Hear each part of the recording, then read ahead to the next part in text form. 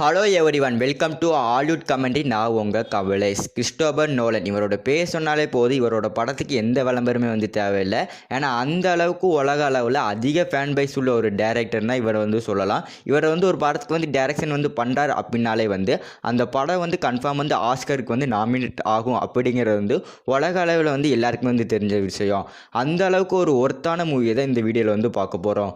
2023 director Christopher நோலனோட இயக்கத்தில் நம்ம Pinki blinders, சில்லியன் Murphy, அதுக்கப்புறம் நம்ம அயன்மேனான ராபர்ட் டோனியோட நடிப்பில் ஒரு சூப்பரான பயோகிராஃபிக் ஹிஸ்ட்ரி மூவியாக ரிலீஸ் ஆன ஓப்பன் ஹேமர் மூவியோட ரிவ்யூ தான் பார்க்க போகிறோம். ஓப்பன் ஹேமர் இந்த படத்தோட ஒன்லைன் ஸ்டோரி பார்க்கறதுக்கு முன்னாடி இந்த படத்தோட ப்ளஸ் என்னென்னு வந்து பார்த்துடலாம். இந்த படம் ஃபுல்லுமே வந்து ப்ளஸ் தான். ஆனாலுமே வந்து இந்த படத்தோட ப்ளஸ் வந்து முக்கியமானது வந்து இந்த படம் வந்து 4 ஆஸ்கார் அவார்டு வந்து வின் பண்ணியிருக்கு. இந்த 2024 நடந்த ஃபஸ்ட்டு வந்து ஒரு ஆஸ்கார் அவார்டு என்னென்னா வந்து பெஸ்ட்டு டேரக்டர் அப்படிங்கிற அவார்டு வந்து கிறிஸ்டோபர் நோலனுக்கு வந்து கிடச்சிருக்கு. அதுக்கப்புறம் பெஸ்ட் ஆக்டர் அப்படிங்கிற அவார்டு வந்து சில்லியன் மர்ஃபி அப்படிங்கிற வந்து கிடச்சிருக்கு. அதுக்கப்புறம் தேர்டு வந்து பெஸ்ட் சப்போர்ட்டிங் ஆக்டர் அப்படிங்கிற அவார்டு வந்து நம்ம தோனி ஸ்டாருக்கான ராபர்ட் டோனி அப்படிங்கிறது வந்து கிடச்சிருக்கு. அதுக்கப்புறம் பெஸ்ட் பிக்சர் அவார்டு அப்படின்னு வந்து இந்த படத்துக்கு வந்து 4 ஆஸ்கார் அவார்டு வந்து கிடச்சிருக்கு.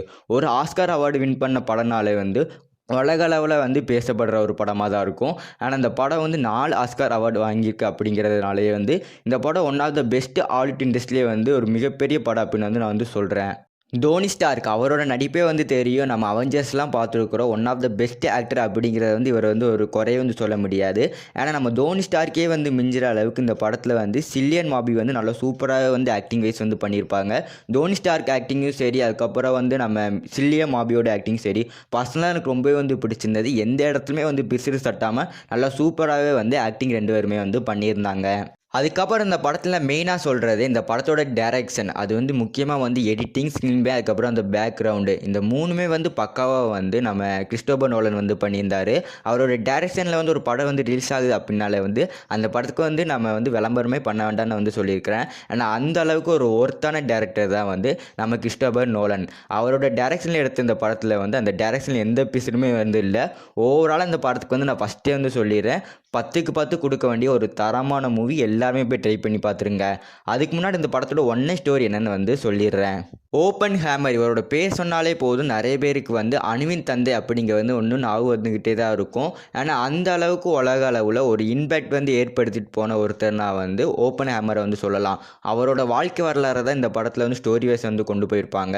ஓப்பன் ஹேமர் எப்படி வந்து அந்த அணுகுண்டு வந்து தயாரிக்கிறாரு, அது எப்படி அமெரிக்க அரசாங்கம் வந்து அந்த ஜப்பானில் வந்து போடுது, அதுக்கப்புறம் ஹீரோஷிமா நாகசாகியில் வந்து என்ன நடந்தது, அதுக்கப்புறம் நம்ம அணுவின் தந்தையான ஓப்பன் ஹேமர் வந்து அந்த அணுகுண்டு போட்டதுக்கப்புறம் அவரோட மனநிலை எப்படி இருந்துச்சு, அதை பற்றி நான் இந்த வருத்தம்லாம் அவருக்கு வந்து இருந்துச்சா அப்படிங்கிறத இந்த படத்தில் வந்து ஸ்டோரிஸ் வந்து கொண்டு போயிருப்பாங்க.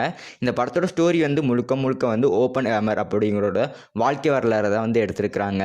இந்த படத்தை பற்றி நான் ஃபஸ்ட்டே சொல்லிடுறேன், இந்த படம் வந்து ஒரு செட் ஆஃப் ஆடியன்ஸ்க்கு வந்து பிடிக்கும், ஒரு செட் ஆஃப் ஆடியன்ஸ்க்கு வந்து பிடிக்காமல் இருக்கும். அதுக்கு ரீசன் என்னென்னு பார்த்தோம்னா இந்த படம் ஃபுல்லுமே வந்து அரசியலும் சரி விஞ்ஞானமும் சரி இந்த படம் ஃபுல்லுமே வந்து ட்ராவல் ஆகிட்டு இருக்கும். அந்த விஞ்ஞான சம்மந்தமான அந்த அறிவும் அதுக்கப்புறம் அது சம்மந்தமான விஷயங்கள் வந்து தெரிஞ்சிருந்தால் மட்டும்தான் இந்த படம் ஃபுல்லுமே வந்து பார்க்குற மாதிரி இருக்கும். அந்த அணுகள் பற்றியும் அந்த அணுகள் வெடிக்கிறத பற்றியுமே வந்து இந்த படம் ஃபுல்லுமே வந்து கொண்டு வந்திருக்கிறனால அந்த நாலேஜ் இருந்தால் வந்து இந்த படம் வந்து உங்களுக்கு புரிகிற மாதிரி இருக்கும். அப்போ தான் வந்து இந்த படம் வந்து உங்களுக்கு பிடிக்கவும் செய்யும். இல்லை கமலேஷ், இந்த படத்தை பற்றி நாங்கள் ஃபஸ்ட்டு வந்து அந்த ஆக்டிங்லாம் வந்து பார்த்துறோம் அப்படின்னா வந்து இந்த படத்தோட ஸ்டோரி லைனை வந்து உங்களுக்கு புரியல அப்படின்னா வந்து தமிழ்லே வந்து யூடியூப் சேனலில் வந்து நிறைய பேர் வந்து எக்ஸ்பிளனேஷன் வந்து இந்த ஃபுல் மூவிக்கு வந்து ரிவ்யூ போட்டிருக்கிறாங்க. அதெல்லாம் போய் நீங்கள் போய் கேட்டுட்டு இந்த படத்தை வந்து நீங்கள் பார்த்தீங்க அப்படின்னா வந்து இந்த படத்தோட ஸ்டோரி லைனை வந்து உங்களுக்கு புரிகிற மாதிரி இருக்கும். அதுக்கு ஏன் ஃபுல்லாக வந்து எக்ஸ்பிளனேஷனாகவே வந்து கேட்டலாமல் கமலேஷ் அப்படின்னு வந்து சொன்னீங்கன்னா, இந்த படத்தோட மெயின் ப்ளஸ்ஸே வந்து அந்த ஆக்டிங் தான். நீங்கள் அந்த ஆக்டிங் வந்து மிஸ் பண்ணுறதுக்கு வந்து இந்த படத்தை வந்து நீங்கள் பார்க்காமலே வந்து இருக்கலாம். அந்த டைரக்ஷனும் சரி அந்த ஸ்க்ரீன் பிளேயும் சரி என் பர்சனலாக ரொம்பவே வந்து பிடிச்சிருந்தது. ஹாலிவுட் மூவி பார்க்குற எல்லாருமே வந்து கண்டிப்பாக ட்ரை பண்ண வேண்டிய ஒரு சூப்பரான ஒர்த்தான மூவி.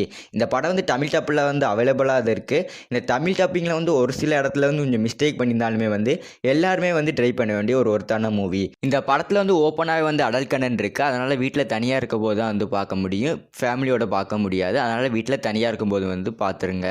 இந்த வீடியோ வந்து பிடிச்சிருந்தால் லைக் பண்ணிடுங்க. இந்த மாதிரியான இன்ட்ரெஸ்டிங்கான மூவி ரிவ்யூ பார்க்கறதுக்கு மறக்காமல் என்னோட சேனலை வந்து சப்ஸ்கிரைப் பண்ணிடுங்க. ஒரு சூப்பரான ஒரு மூவியோட ரிவ்யூ வேணும்னா சைடில் தெரியுற வீடியோ வந்து கிளிக் பண்ணி பாருங்கள். நான் உங்களை அங்கே வந்து சந்திக்கிறேன்.